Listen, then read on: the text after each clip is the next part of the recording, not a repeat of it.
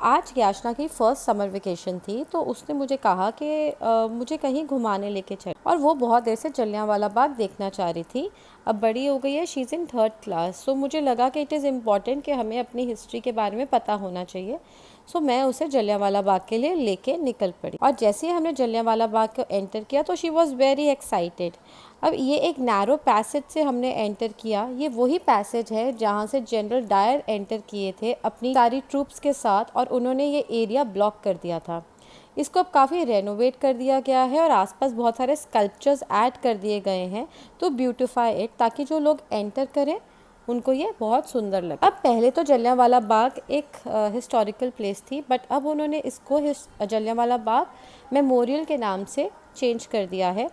अब यहाँ पे हमें बहुत सारी ब्यूटिफिकेशन के लिए बहुत सारे गार्डन्स दिख रहे हैं, और हमारे पास यहाँ पे 4 गैलरीज हैं जहाँ पे बहुत सारी projection mapping, 3D representation, photographs और 100 सीट थिएटर है। और स्कल्पचर इंस्टॉलेशंस के थ्रू यहाँ पे इंडियन फ्रीडम स्ट्रगल को एक्सप्लेन किया गया है। इन थिएटर्स और 3D रिप्रेजेंटेशंस और फोटोग्राफ्स में ना ही जलियांवाला बाग मैसेकर के बारे में बताया जाता है, बट और भी बहुत सारी फ्रीडम स्ट्रगल की जो स्टोरीज़ है वो यहाँ पे दर्शाई जा रही हैं, ताकि लोगों को थोड़ी सी अवेयरनेस मिले। यहाँ पे उधम सिंह की भी फोटो लगी हुई है, और उनकी कलश में उनकी अस्थियां आज तक यहाँ पे प्रेजेंट हैं। जो ये वही उधम सिंह है जिन्होंने यहाँ पे छुपके देखा था कि क्या जनरल डायर ने किया था हमारे लोगों के साथ, और उसका बदला लिया था उन्हें मार कर उन्होंने। सो यहाँ पे हमें वो पाया जाएगा, और ये प्रॉपर हमारे जो 3D थिएटर्स हैं यहाँ पे, और जो हमारे म्यूज़ियम्स हैं यहाँ पे, वो रिप्रेजेंट किया जा रहा है बहुत ही अच्छे तरीके से। एंड याचना वॉज वेरी एक्साइटेड। उसने एक एक चीज़ को बहुत ध्यान से पढ़ा, एंड इट वॉज़ इम्पॉर्टेंट कि वो इन सब चीज़ों के बारे में जानकारी ले। जैसे कि हम सब जानते हैं कि जलियांवाला बाग एक बहुत ड्रेडफुल इवेंट है, जहाँ पे ब्रिटिशर्स ने हज़ारों इंडियंस को मौत के घाट उतार दिया था।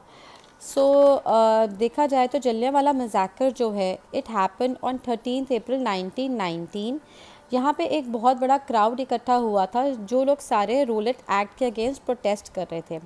अब जिनको रोलेट एक्ट के बारे में नहीं पता, रोलेट एक्ट के अकॉर्डिंगली ब्रिटिशर्स किसी को भी शूट एट साइट कर सकते थे, और उन पे कोई भी कार्रवाई नहीं की जाती। सो जिस पैसेज से अभी याचना ने एंटर किया था, जनरल डायर ने वहीं से एंटर किया एंड शूट एट साइट का ऑर्डर दे दिया।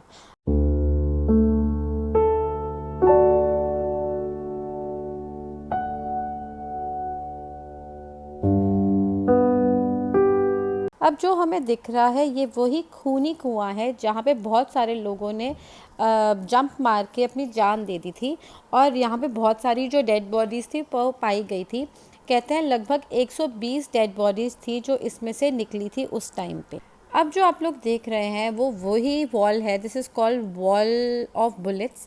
ठीक है, जहाँ पे जितनी भी बुलेट जनरल डायर के ट्रूप्स ने मारी थी, वो सारे निशान जो है यहाँ पे आज भी हमारी गवर्नमेंट ने नहीं हटाए हैं, और रादर उनको मार्क किया गया है, ताकि लोगों को आज भी हिस्ट्री से पता चले, जो हमारी यंग जनरेशन है वो अवेयर रहें कि उस टाइम पे कितने लोगों ने आज आज़ादी के लिए ये कुर्बानी दी थी। अब जो हमें दिख रही है वो है flame of liberty. Flame of liberty जो है वो शो करती है कि जो फ्लेम है उन लोगों के लिए जिन्होंने अपनी जान दी थी कुर्बानी में। ठीक है, तो उनके लिए ये जो चीज़ है वो बिल्ड की गई है, ताकि वो हमेशा यादगार रहे लोगों के दिल और दिमाग में कि आज जो हम आज़ाद इंडिया में रह रहे हैं, वहाँ पे कुछ लोग थे जिन्होंने स्ट्रगल किया था हम लोगों को इस आज़ादी से जीने के लिए। सो मुझे लगता है कि हमें कमेमोरेट करना चाहिए उन लोगों को, और यही चीज़ मैंने याचना को भी बताई कि जो उस टाइम पे हुआ था उसी के कारण we are a free Indian now. बस उसके साथ चलते चलते हम फिर से एक और वॉल ऑफ बुलेट्स के पास आए, और वही हमने फिर से देखी, और अब हम लोग आगे एग्ज़िट की तरफ मूव आउट कर रहे थे। अब यहाँ पे जो ब्लैक एंड ग्रे स्टोन्स हैं वहाँ पे सारे शहीदों के नाम लिखे हैं और स्लोगन लिखे गए हैं। जलियांवाला बाग में एक अमर ज्योति भी है जो जलाई जाती है उन शहीदों के लिए। ठीक है, और वो कभी भी बुझाई नहीं जाती। टू रिमेंबर देम कि वो आज भी हमारे साथ हैं और उन्हीं के कारण आज हम एक आज़ाद देश में रह रहे हैं। और ज्ञाशना ने यहाँ पे कुछ फ्रेंड्स के साथ बहुत इन्जॉय भी किया। हम लोग, मैं थक गई थी तो मैं बैठ गई, बट उसने अपना प्रॉपर इन्जॉय किया। और इसके बाद हम लोग अपने एग्ज़िट डोर के लिए चले गए। जैसे मैंने बताया था कि पहले तो एक ही एंट्री और एक ही एग्ज़िट थी, जिसके कारण बहुत सारे लोग यहाँ पे फंस गए थे और नहीं निकल पाए।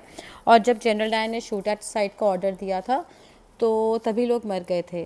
बट अब यहाँ पे एक एग्ज़िट डोर है जहाँ से हमने एंटर किया, वहाँ से हमने एग्ज़िट नहीं। तो अब हम लोग एग्ज़िट करके बाहर निकल गए। ज्ञाशना को तो बहुत मज़ा आया और बहुत अच्छी लर्निंग भी ली उसने। आप भी ज़रूर बताइएगा अगर आपने विज़िट किया कैसा है लगा? आपको। Thank you.